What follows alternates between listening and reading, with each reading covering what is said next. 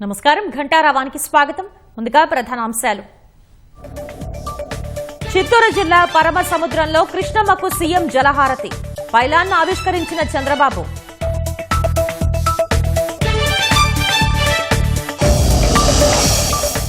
కుప్పం ప్రజల ఆకాంక్షను సీఎం నెరవేర్చారన్న మంత్రి నిమ్మల. హంద్రినీవాను ఆనుకుని ఉన్న చెరువులన్నింటినీ నింపుతామని వెల్లడి. హత్య కుట్రపై వైసీపీ దుష్ప్రచారాలు కట్టిపెట్టాలన్న కోటంరెడ్డి. ఆస్తుల కోసం ఇంట్లో వాడిని చంపే సంప్రదాయం తమది కాదని వ్యాఖ్య. జమ్మూ కశ్మీర్లో వరదల ధాటికి విరిగిపడిన కొండ చర్యలు.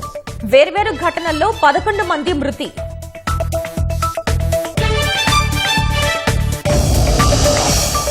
జపాన్ ప్రధానితో కలిసి బుల్లెట్ రైల్లో ప్రయాణించిన మోదీ. ఇషిబాతో కలిసి సెండైలో సెమీ కండక్టర్ ప్లాంట్ సందర్శన.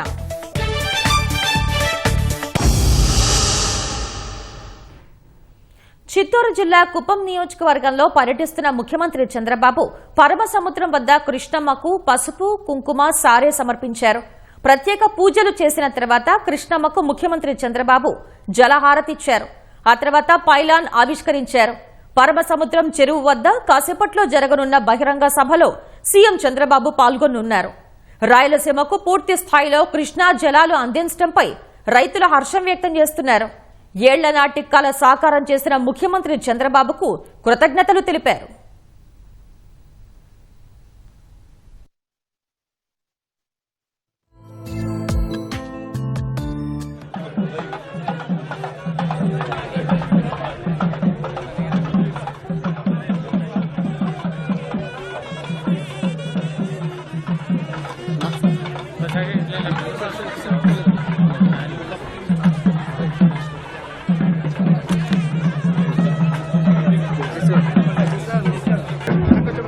నేను ఈ ఎక్కడికక్కడ వాటర్ వచ్చేటివి, రిజర్వాయర్స్ అన్ని ఫిల్అప్ అయ్యేటివి సీసీటీవీ కెమెరాలు కూడా పెట్టి అక్కడక్కడ ఎగ్జిబిషన్స్ పెట్టి లైవ్ డెమాన్స్ట్రేషన్ పెడతాం. ఎక్కడున్నాయో కూడా తెలుస్తుంది. యాజ్ ఆన్ టుడే నువ్వు చేస్తున్న మ్యాప్ లో చూపిస్తున్నావు. నేను లైవ్ సీసీటీవీ కెమెరాలో పెట్టేస్తే పలానా దగ్గర ఇంత వాటర్ వస్తుంది. దేవాన్ నామదేశ్య సహకుటుంబస్య కుటుంబానాం క్షేమ స్థైర్య ధైర్య పాద సమీపే స్థిత కృష్ణవేణ్యాం ధ్యానం సమర్పయామి. శ్రీ మహాగణాధిపతయే నమః. ఆవాహయామి. నమః. వటారుధాయ నమః. స్కందాగ్రజాయ నమః. స్కందపూర్వదాయకాయ నమః. శ్రీ మహాగణ సమర్పయామి. అన్న అన్నిలిన మహిద్రన్న శ్రీ మహాగణాధిపతయే నమః. ధూపమాగ్రాపయామి. దీపార్థం పుష్పాక్షతాన్ సమర్పయామి. శ్రీ మహాగణాధిపతయే నమః. సరి బెల్లం మీద నీళ్లు చల్లం కదా అన్న మహిళ. ఓం భూర్భువస్వః తత్సావితుర్వరేణ్యం భర్గో దేవస్య ధీమహి ధియో యో నః ప్రచోదయాత్. శ్రీ మహాగణాధిపతయే నమః. సర్వోపచార పూజార్థం యథాభాగతః గుడగండం నివేదయామి. శ్రీ మహాగణాధిపతయే నమః.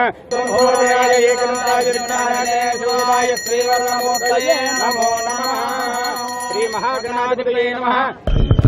అపర భగీరథుడు చంద్రబాబు నాయుడు గారు మాకు చెరువులు నింపిండే దాని వల్ల మాకు ఎంతో సంతోషంగా ఉంది. కరువు ప్రాంతం మాది, మారుమూల ప్రాంతం. మా మారుమూల ప్రాంతం అయితే అన్ని చెరువులు నింపి చంద్రబాబు నాయుడికి ఎప్పటికీ మేము రుణపడి ఉంటాము.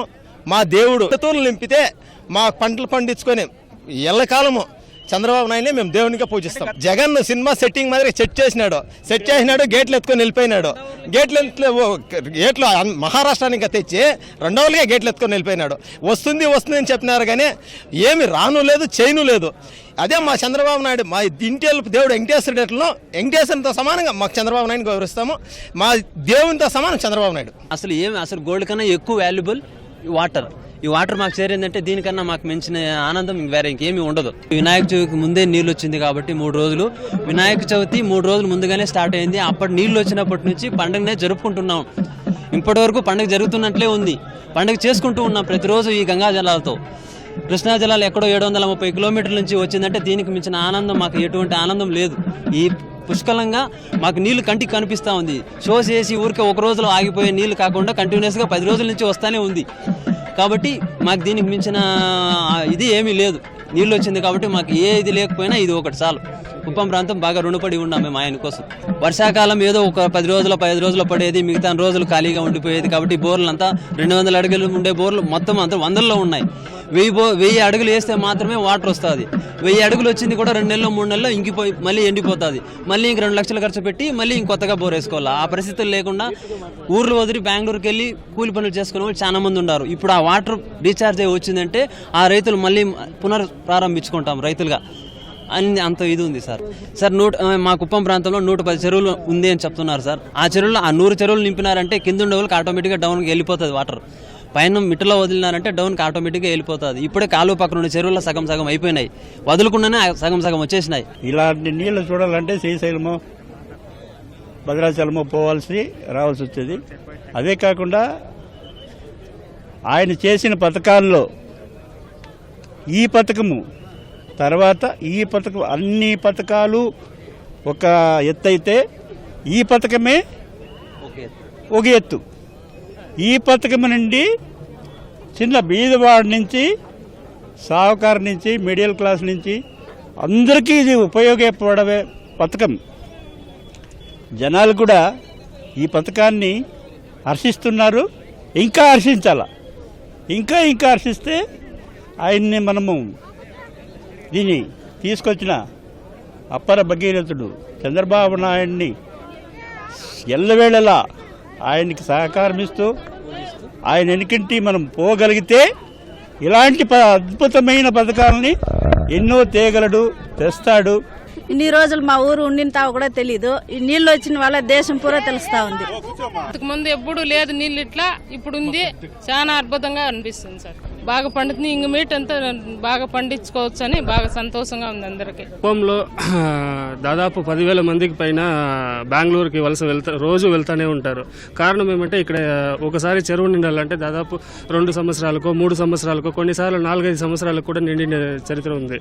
అలాంటి కుప్పంలో ఈ అంతర్నీవ కాలువ ద్వారా ఈరోజు మా చంద్రబాబు నాయుడు గారు తెప్పించిన ఈ నీళ్లు వల్ల చాలా వరకు ప్రజలు ఇక్కడే ఉండి ఇక్కడే వ్యవసాయాలు చేసుకుంటూ మేలయ్యేదానికి చాలా అవకాశాలు ఉంది. కాబట్టి ఇది మాకు చాలా పండగ వాతావరణం. ఇది చాలా వరకు ప్రజలకి ఆనందాన్ని కలిగించే వాతావరణం. ఇది మా కుప్పం తరపున నారా చంద్రబాబు నాయుడు గారికి మేము మా ప్రాణం ఉన్నంత కాలం రుణపడి ఉంటామని ఈ సందర్భంలో తెలియజేసుకుంటాను.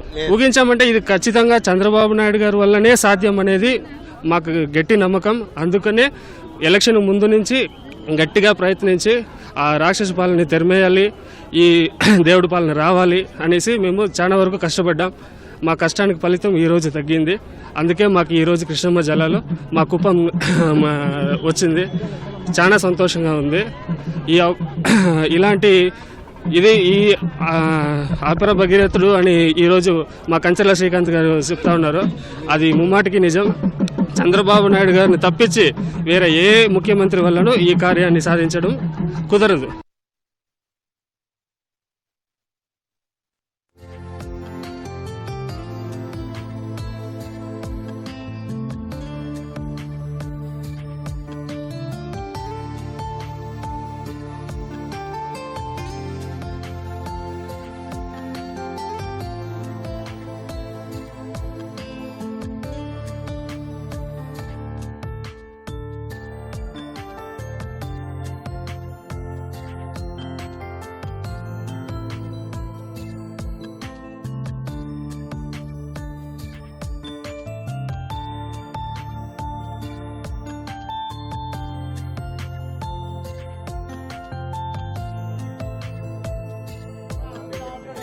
పదావతాధేయువో రంజిద్రామంతవో హదర్గాః అవాఆదిరితమనృదాని విశ్వ హృదేన మిత్రావరుణాదదేదే రణ్యవాత్రం మదో పూర్ణందదాతే మదయోదానీతి ఏకదా బ్రహ్మణముపహరతి ఏకదైవ యజమానాయుదేవో సదాయి సర్వమంగళమాంగళ్యే శివే సర్వార్థసాధకే శరణ్యే త్రయంబకే దేవి నారాయణి నమోస్తుతే.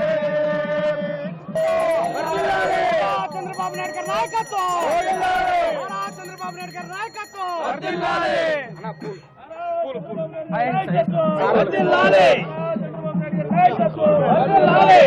సన్నిధి కురు కావేరి తుంగ భద్రా చ కృష్ణ వేణీ చ గౌతమి భాగీరథీ చ విఖ్యాత పంచగంగా ప్రకీర్తితాః ఇదం కృష్ణవేణ్యాం ఓం ఇమం మే గంగే యమునే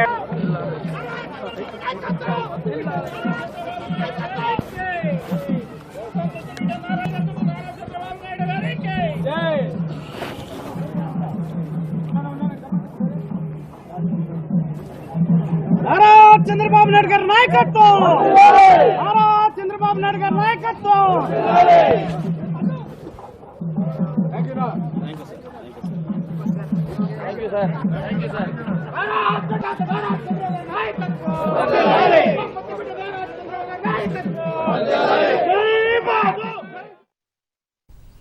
హంద్రీనీవాను ఆనుకుని ఉన్న చెరువులన్నింటినీ కృష్ణా జలాలతో నింపుతామని జలవనరుల శాఖ మంత్రి నిమ్మల రామనాయుడు తెలిపారు. రాయలసీమను రతనాల సీమగా మార్చేందుకు ముఖ్యమంత్రి చంద్రబాబు కృషి చేస్తున్నారని అన్నారు. పరమసముద్రం చెరువును కృష్ణా జలాలతో నింపడం ద్వారా కుప్పం నియోజకవర్గ ప్రజల ఆకాంక్షను చంద్రబాబు నెరవేర్చారని మంత్రి నిమ్మల అన్నారు.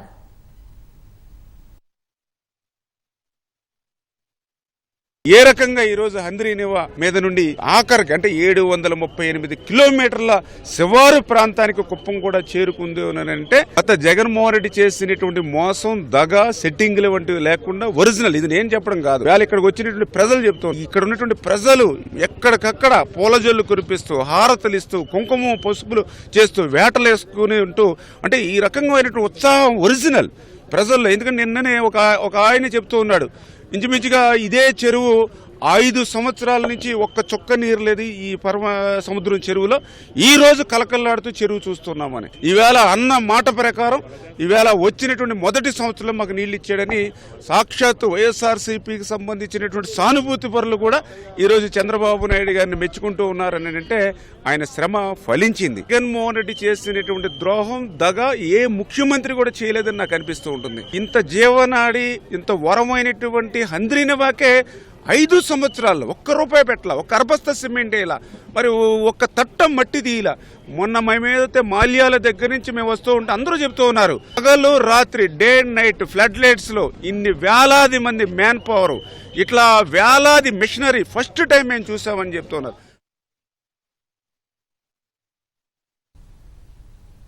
నెల్లూరు రూరల్ ఎమ్మెల్యేను చంపితే డబ్బే డబ్బు అంటూ కొందరు నేరస్తులు మాట్లాడుతున్న వీడియోపై కోటంరెడ్డి స్పందించారు. వీరికి డబ్బు ఎక్కడి నుంచి వస్తుందో పోలీసులు తేల్చాలని కోటంరెడ్డి డిమాండ్ చేశారు. దీనిపై వైసీపీ చేస్తున్న దుష్ప్రచారాన్ని ఖండించారు.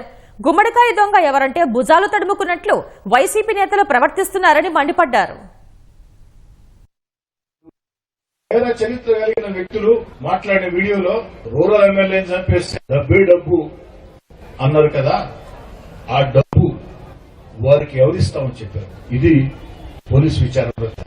గుమ్మడికాయల దొంగ ఎవరు అంటే భుజాలు తౌడుకున్నట్టు వైఎస్ఆర్ కాంగ్రెస్ పార్టీ మీడియా దీని మీద పెద్ద ఎత్తున దుర్మార్గంగా అభండాలు సృష్టిస్తూ, కనీసం బాధితుడు అయినటువంటి నేను పలాని వాళ్లు కారణం చెప్పకముందే వైఎస్ఆర్ కాంగ్రెస్ పార్టీ మీడియా గుమ్మడికాయల దొంగ ఎవరంటే భుజాలు తడుకున్నట్టు మీరెందుకయ్యా భుజాలు తడుకుంటున్నారు వాళ్ళు చెప్పారు.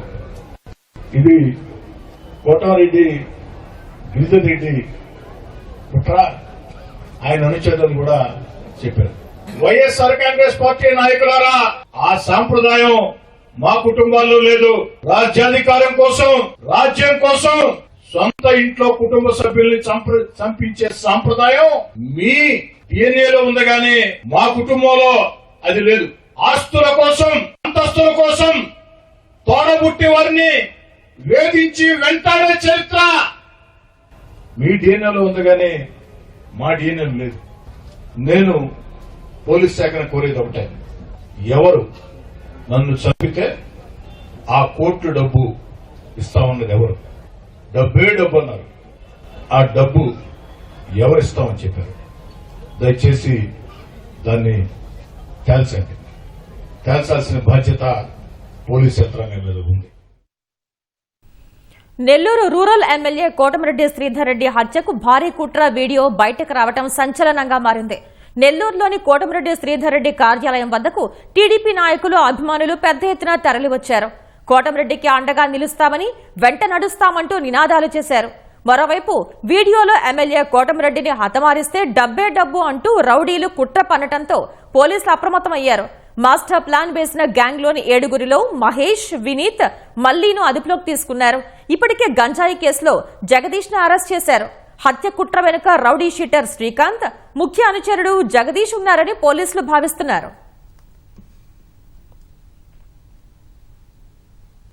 జమ్మూ కశ్మీర్లో కురుస్తున్న భారీ వర్షాల కారణంగా సంభవించిన ప్రమాదాల్లో 11 మంది మృతి చెందారు. రియాసీ జిల్లా మహోర్లో కొండ చర్యలు విరిగిపడి ఒకే కుటుంబానికి చెందిన 7గురు ప్రాణాలు కోల్పోయారు. నివాస భవనం నేలమట్టం కావడంతో ఈ ప్రమాదం చోటు చేసుకుంది. అటు రాంబన్ జిల్లాలోని రాజ్గఢ్లో మేఘ విస్ఫోటం జరిగి లోతట్టు ప్రాంతాల్లో మెరుపు వరదలు పోటెత్తాయి. ఇప్పటి వరకు 4 మృతి చెందినట్లు అధికారులు తెలిపారు. మరో 5గురు గల్లంతయ్యారు. బురద, రాళ్లతో కూడిన వరద ప్రవాహానికి పలు ఇళ్లు ధ్వంసమవగా మరికొన్ని పూర్తిగా కొట్టుకుపోయాయి. గల్లంతైన వారి కోసం శిథిలాల కింద సహాయక బృందాలు తీవ్రంగా గాలిస్తున్నాయి. ఈ వారం ప్రారంభంలో ఉధంపూర్ జిల్లాలో ఆకస్మిక వరదలు పోటెత్తాయి. తర్వాత కట్రాలోని వైష్ణోదేవి ఆలయ సమీపంలో కొండ చర్యలు విరిగిపడి 34 మంది మరణించారు. గల్లంతైన వారి ఆచూకీ ఇంకా దొరకలేదు. కొండ చర్యలు విరిగిపడుతున్న కారణంగా జమ్మూ శ్రీనగర్ జాతీయ రహదారిని వరుసగా 5వ రోజు మూసివేశారు.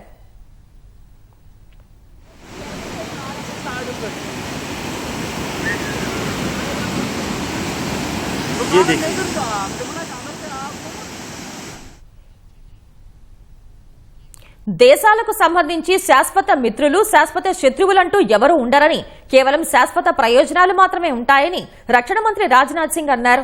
ఓ జాతీయ మీడియా నిర్వహించిన రక్షణ సదస్సులో పాల్గొన్న రాజ్నాథ్ భారత్ ఎవరినీ శత్రువుగా పరిగణించబోదని తెలిపారు.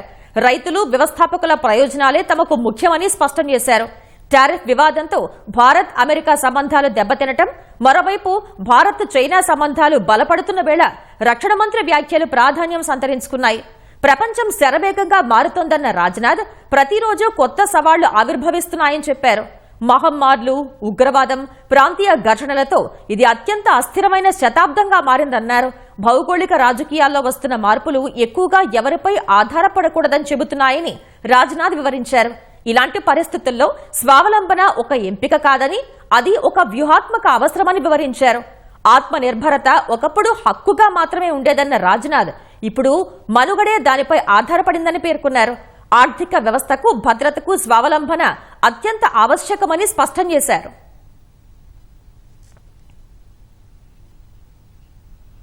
పలు దేశాలపై విధించిన టారిఫ్లను కొనసాగించాలని, లేకుంటే దేశానికి వినాశనం తప్పదని అమెరికా అధ్యక్షుడు డొనాల్డ్ ట్రంప్ వ్యాఖ్యానించారు.